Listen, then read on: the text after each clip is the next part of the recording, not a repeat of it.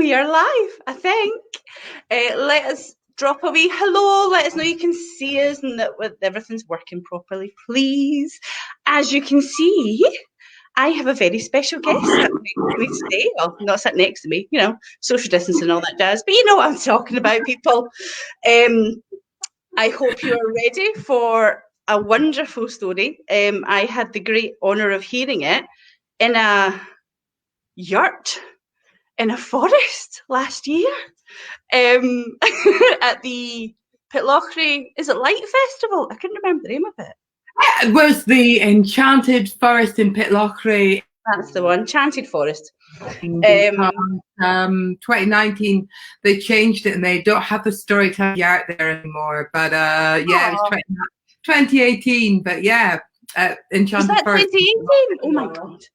Oh, time's disappearing, man. I honestly thought that was like last November. Wow. I've also seen her at the Tron Theatre.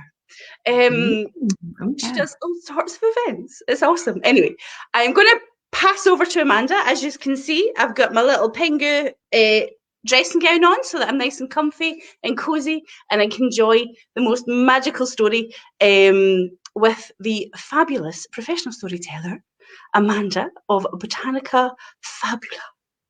I shall hand it over now. Enjoy, everybody. Thank you, Paula. Hi, Michelle. Hello. Thank you all for joining me, and thank you, Paula, for that very lovely introduction.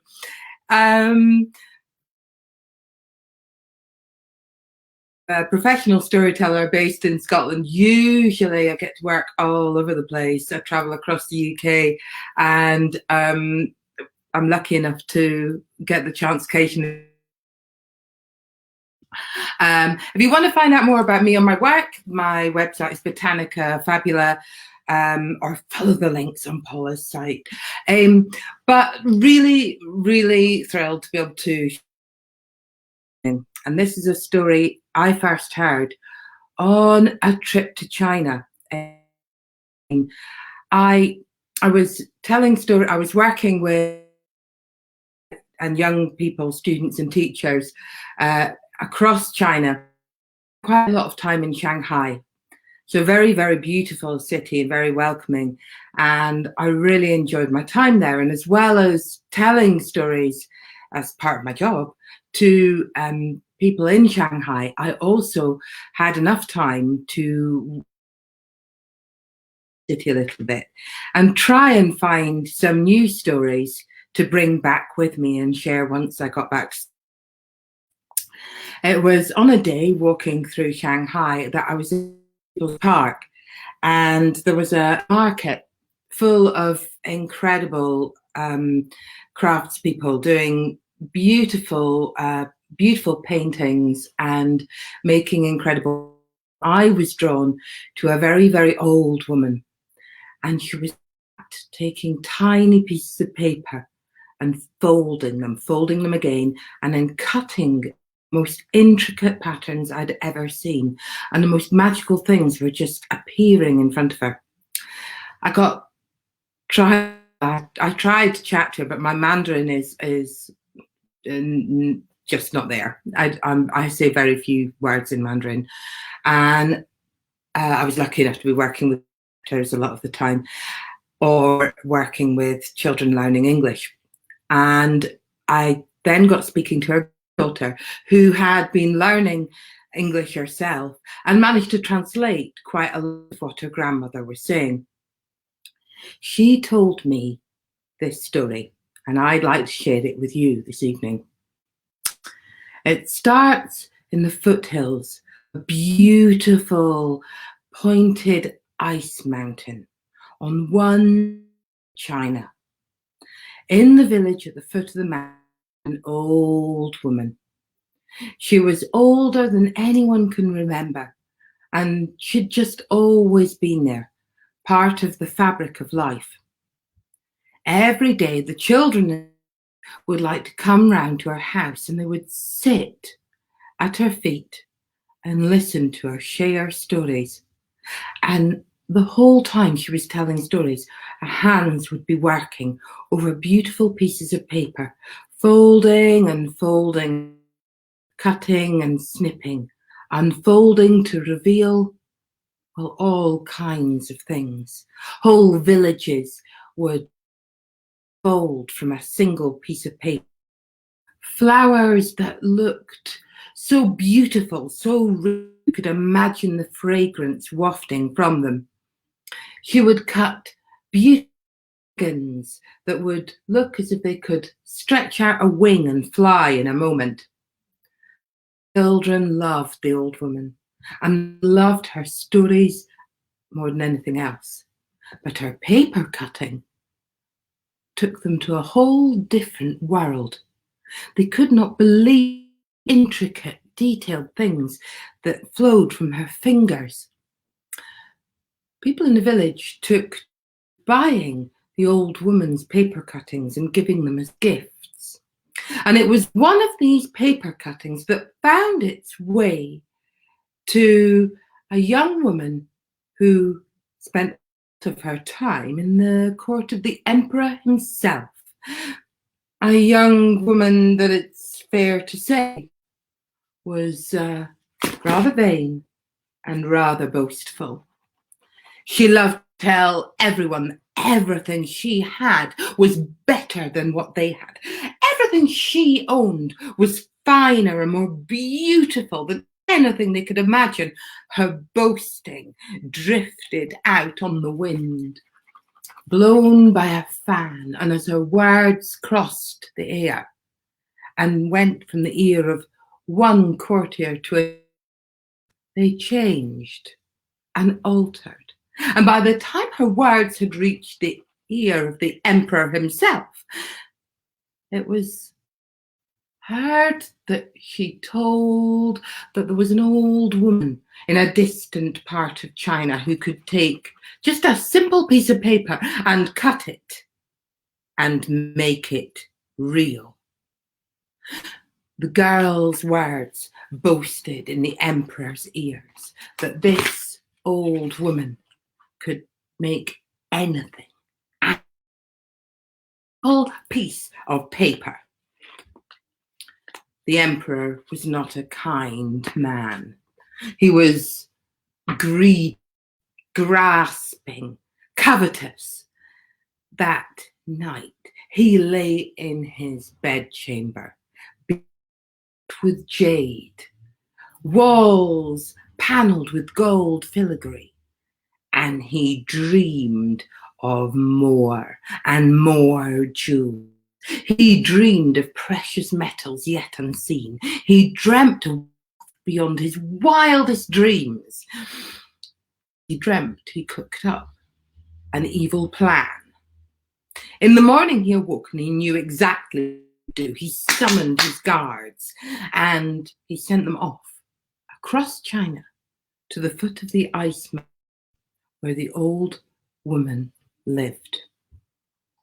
The guards travelled across day and night on the finest horses they had. They travelled through wind and snow. They travelled until they reached the house of the old woman at the foot of the ice mountain. There, they opened her door with force. They dragged her from her bed, and without uttering a single word, no whisper, no sound, they pushed her onto the back of a horse. No matter how much she asked and pleaded and begged, they would not tell her what they wanted from her. They sped across the bleak landscape, through fertile fields, through towering forests, across icy wastes, until they came to the other side of China. There, they tethered their horses, pushed Lao Lao from them, and forced her to walk up the side of a steep mountain. They led her higher and higher until the clouds circled around her. And when they reached the top, they found it. They opened the door pushed her inside and forced her to walk higher and higher up ever spiraling stairs until all she could see from one window at the very top of this tower on top of the highest mountain was a single shooting star. They pushed her into the room and shut the door behind them.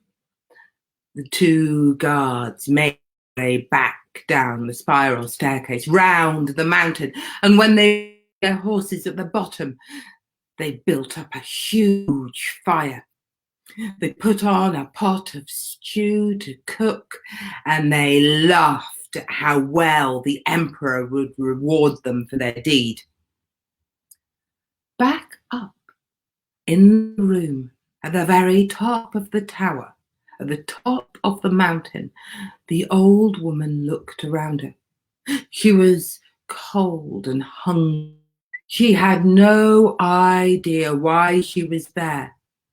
Giddy from lack of sleep, she looked around her, but all there was in the room was a towering pile of paper, a pair of scissors, and an empty chest. There was nothing for it.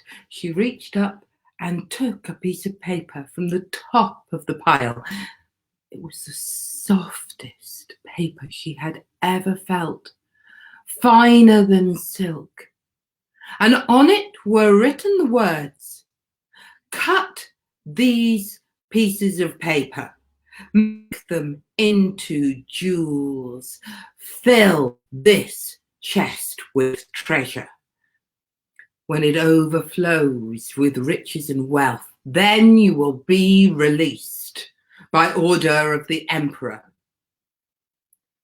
Well, the old woman did not know what to make of the note. She could not turn paper into jewels, but there was nothing else to do. She took a piece of paper from the top of the pile and she folded again, and she cut some more, her hands working over the silky paper, and then she unfolded to reveal a beautiful shaped diamond. It looked so perfect when she held it up to the starlight streaming in through the window, but it was not real. She let it flutter and fall into the empty chest and took another piece of paper from the top. She folded and folded again, cut, unfolded to reveal another jewel, and another, until the chest overflowed with paper jewels, and the pile had completely gone. She then lay her head down on the bare floor and, quietly crying to herself, fell into a restless sleep. On the other side of the mountain, the emperor lay in his gold-clad room, snoring heavily and dreaming of the wealth he would own in the morning when the old woman had completed her task, his greedy mind overflowing with precious jewels. At the foot of the mountain where the tower stood, the two guards dreamed of the wealth the emperor would give them in return for their dastardly deed, their full bellies straining with the warm stew as the embers of the fire flickered. Back in the village, the children slept, missing their old friend and hoping that she might return, not knowing where she'd gone to. But somewhere on one side of China, someone did not sleep. Far in the cave, at the top of the ice mountain, someone did not sleep. Deep at the bottom of a dark, cold cave, someone heard the old woman's sobs and wakened from a deep sleep. In an icy cave, someone unfurled a long, silvery tail. Someone unfurled 2 silvery wings. A huge head lifted itself up and yawned. Someone didn't sleep. Deep in the heart of a cave, the ice dragon did not sleep, woke from his slumbers by the sobs of the old woman whose stories he'd eavesdropped on from his cave for many years. The ice dragon furled his tail, reached his head out of his cave and took flight. He made his way across China to where the greedy emperor snored. With a blast of ice-cold breath, the dragon lifted the emperor up out of his bed and blasted him to where the 2 guards lay sleeping at the bottom of the old woman's mountain. The emperor landed down, his body becoming frozen, his heart stopped in a second. His 2 guards became pinnacles of ice on either side of him. And it's said that there they'll stay, only to thaw if they promise to repent and give up their greedy ways and share their wealth with the rest of us who could maybe do with a penny or 2. But the ice dragon's work was not done yet.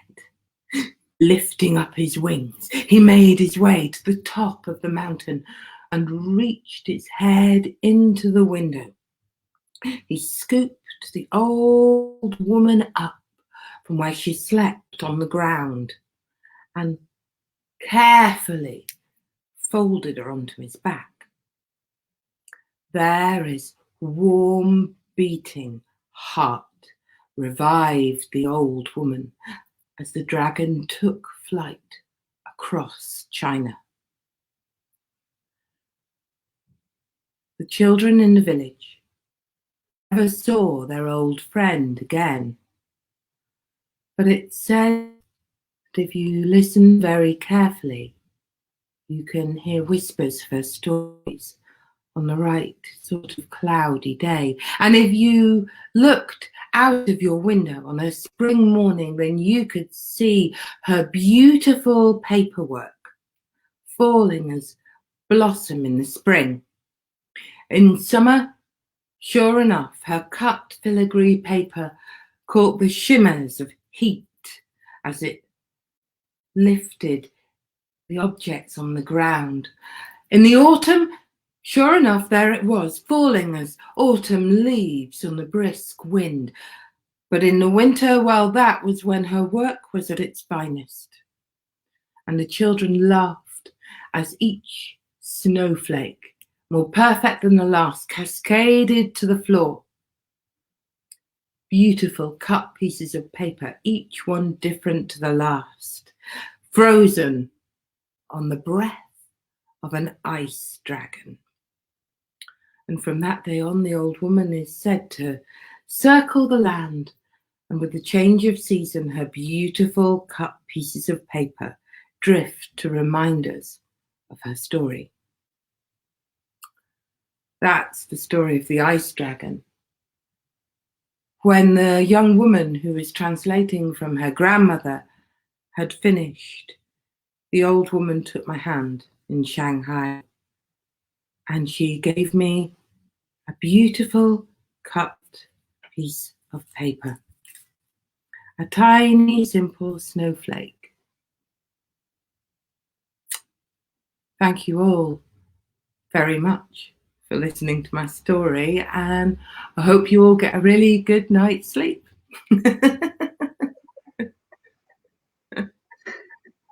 Hello again, Amanda. That was camera's gone skew. That was amazing. Thank you very much for sharing.